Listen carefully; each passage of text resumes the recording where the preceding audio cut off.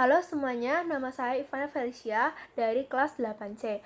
Hari ini saya akan menjelaskan tentang masa proklamasi dan perang kemerdekaan, atau biasa disebut dengan periode ketiga.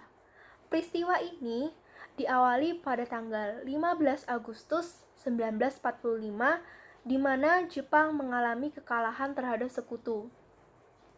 Kekalahan Jepang terhadap sekutu sangat dirahasiakan. Akan tetapi, para pemuda yang bekerja di kantor berita mengetahui hal ini dan segera menyampaikannya kepada para pemimpin bangsa. Malam itu juga diselenggarakan rapat di belakang Laboratorium Bakteriologi yang bertempat di Jalan Pegangsaan Timur nomor 16 Jakarta. Rapat tersebut dipimpin oleh Khairul Saleh dalam rangka menanggapi kemerdekaan Indonesia yang sudah tidak mungkin ditunda lagi. Wikana dan Darwis menyampaikan hasil keputusan rapat kepada Soekarno dan Muhammad Hatta. Akan tetapi, Soekarno dan Muhammad Hatta menolaknya. Menurut Soekarno dan Muhammad Hatta, proklamasi kemerdekaan harus terlebih dahulu dibahas di dalam sidang PPKI. Karena menurut Soekarno, PPKI mencerminkan representasi daerah. Akhirnya direncanakanlah sidang PPKI pada tanggal 16 Agustus 1945. Kondisi Jakarta pada saat itu sangat rawan, sehingga Soekarno dan Muhammad Hatta dibawa ke Rengas Dengklok oleh para pemuda. Tindakan para pemuda itu sudah disetujui oleh para anggota PETA atau biasa disebut dengan Pasukan Pembela Tanah Air. Saat di Rengas Dengklok, Soekarno dan Muhammad Hatta kembali didesak oleh para pemuda agar segera memproklamasikan kemerdekaan Indonesia. Akan tetapi, Soekarno dan Muhammad Hatta menolaknya. Sementara itu, di Jakarta, tercapai kesepakatan antara Ahmad Soebardjo sebagai wakil dari golongan tua dan Wikana sebagai wakil dari golongan muda agar proklamasi kemerdekaan terjadi di Jakarta. Hal ini disetujui pula oleh Laksamana Tadashi Maeda dengan menyediakan rumahnya sebagai tempat pertemuan dan menjamin keselamatan mereka.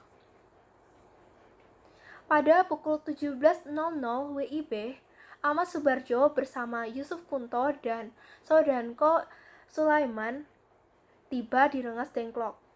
Mereka melakukan perundingan dengan Soekarno dan Muhammad Hatta dan memperoleh hasil bahwa Soekarno dan Muhammad Hatta menyetujui akan diadakannya proklamasi kemerdekaan Indonesia setelah mereka tiba di Jakarta.